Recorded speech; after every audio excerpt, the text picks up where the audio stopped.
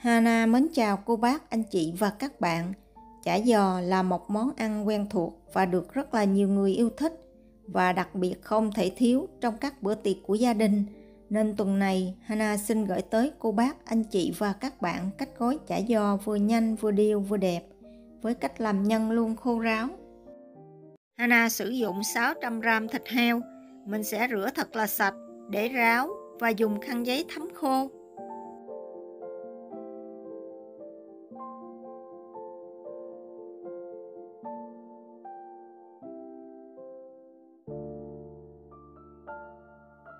Phần thịt này Hana sử dụng nạc đùi. Cô bác, anh chị và các bạn cũng có thể sử dụng bất cứ loại thịt nào mà mình thích. Sau đó mình sẽ cắt nhỏ, mình đem bằm hoặc là xay nhuyễn.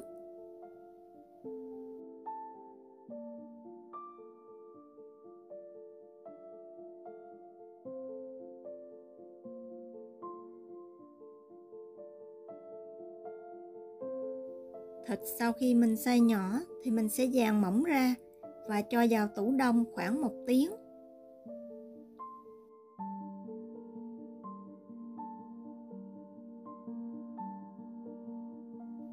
Trong khi chờ phần thịt, mình sẽ đi chuẩn bị phần rau củ. Hana sử dụng 300g khoai môn. Mình sẽ đi cắt sợi.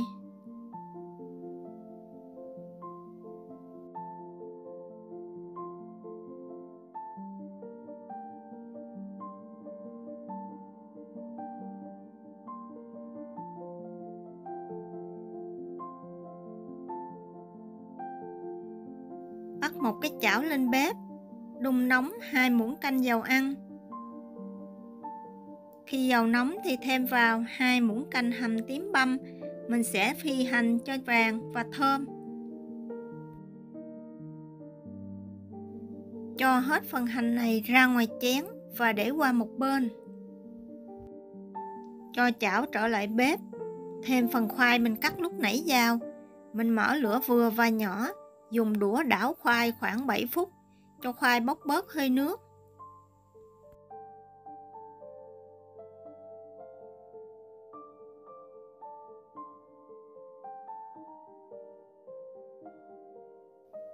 Sau 7 phút thì mình tắt bếp, dàn cho khoai đều ra và để cho thật là nguội. Đây là 150g cà rốt bào sợi.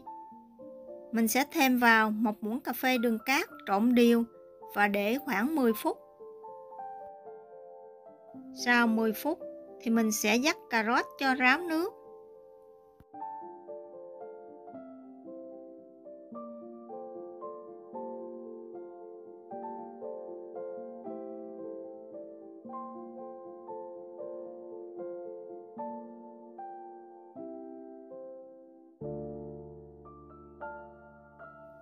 Cho cà rốt vắt ráo nước vào một cái tô lớn. Thêm khoai môn mình xào lúc nãy và để nguội vào. Đây là 20g nấm đông cô, 15g nấm mèo. Nấm đông cô và nấm mèo sau khi mình ngâm mềm thì mình lau khô và cắt sợi mỏng. Mình sẽ trộn đều phần nguyên liệu này lên và cho hết phần hành tím phi lúc nãy vào trộn đều. Hành phi giúp cho món ăn không chỉ thơm ngon mà phần dầu thêm vào còn giúp ngăn nước trong rau củ thẩm thấu ra bên ngoài, giữ độ ngọt cần thiết cho món ăn. Sau 1 tiếng, thịt bây giờ dẻo lại, mình cho thịt vô một cái tô lớn.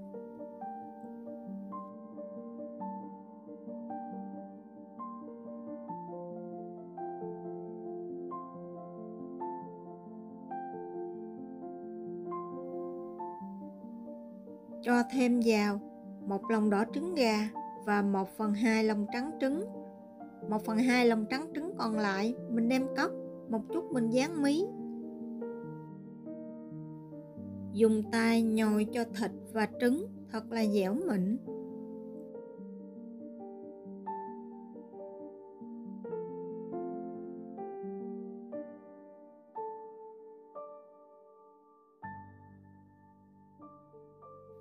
Sau khi trộn xong, mình sẽ nêm vào gia vị gồm có 1 muỗng canh bột nêm gà, 2/3 muỗng cà phê muối, 1 muỗng cà phê tiêu xay, 1 muỗng canh đường cát. Mình sẽ trộn đều cho thật là hòa quyện.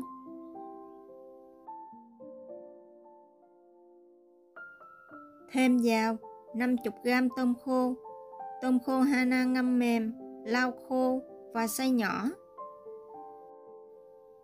Và 200g tôm băm. Tôm này mình rửa cho sạch, sau đó mình lọc vỏ, cũng lau khô và xay nhỏ hoặc là băm. Tất cả các nguyên liệu cho vào đều khô. Mình sẽ trộn đều phần nguyên liệu này lại. Và Hana cũng cho vào 40g bún tàu. Bún tàu này mình ngâm sơ khoảng 1 phút. Mình cũng lau khô và cắt nhỏ khoảng 2cm. Trứng và thịt để lạnh hạn chế việc tiết nước ra của nhân. Miến cho vào giai đoạn này cũng có tác dụng hút bớt nước.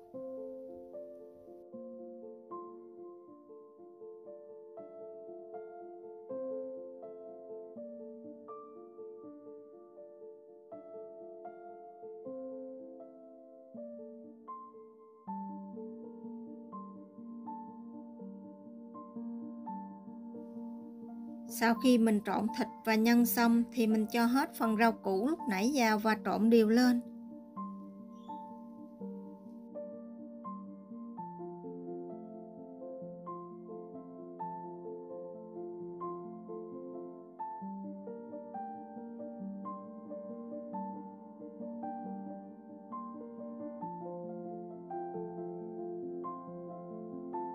Phần nhân lúc này rất là dẻo, hòa quyện thành một khối, rất là dễ cho việc cuốn chả giò. Mình sẽ dàn mỏng phần nhân này ra một cái mâm và mình chia phần để một chút mình lấy nhân cho dễ.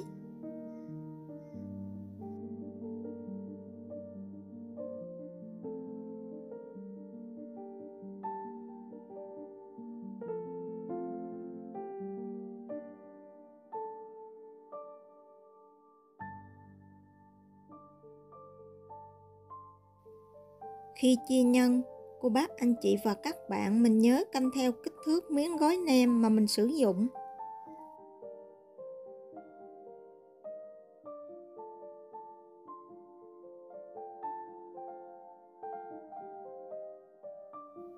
Đây là 1/2 lòng trắng trứng lúc nãy mình chừa lại, mình sẽ cho vào một cái chén và để qua một bên.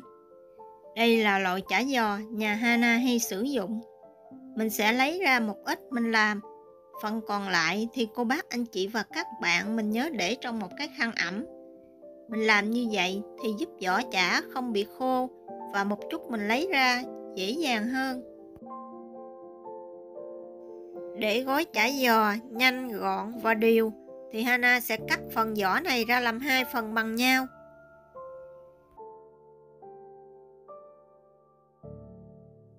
Một cuốn chả giò thì Hana sử dụng 2 miếng gói hình chữ nhật. Một miếng mình đặt theo chiều dọc và một miếng mình đặt theo chiều ngang phía trên. Lấy một phần nhân vừa đủ mình cho lên chính giữa. Dùng tay sửa lại cho đều và gấp mép hai bên vào.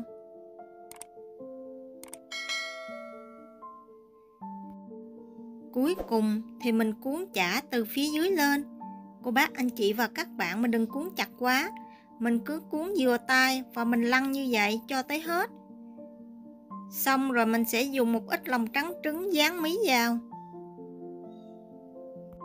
Mình sẽ tiếp tục làm như vậy cho tới khi hết phần nhân.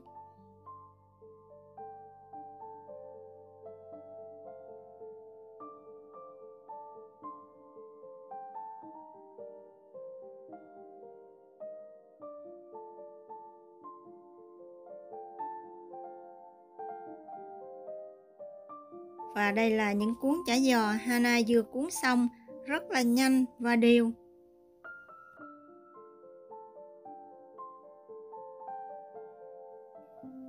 Phần chả giò sau khi làm xong thì mình sẽ xếp vào một cái hộp.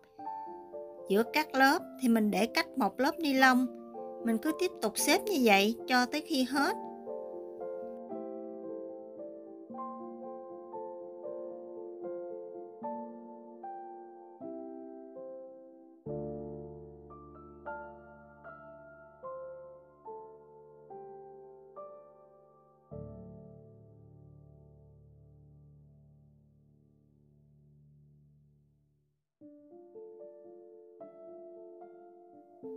Sau đó mình sẽ bọc kín lại và đậy nắp cho vào tủ đông khoảng 1 tiếng trước khi chiên.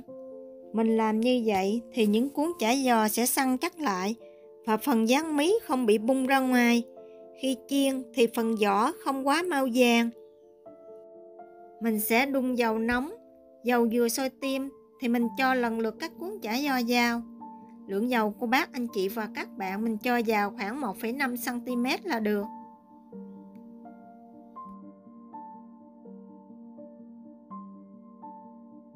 Nếu cuốn chả giò bị bung mí ra thì cô bác, anh chị và các bạn mình chỉ cần vịn đũa nhẹ một vài giây mình thả ra là xong. Mình sẽ chờ cho mặt dưới của chả giò cứng và mình trở mặt. Sau đó mình sẽ trở mặt thường xuyên, chiên ở lửa vừa và nhỏ cho tới khi chả giò vàng đều. Trước khi gấp ra khoảng 1 phút thì cô bác, anh chị và các bạn mình nhớ tăng lửa lớn hơn. Việc làm này giúp cho dầu thoát ra ngoài và khi ăn miếng chả giò không bị ngấm dầu.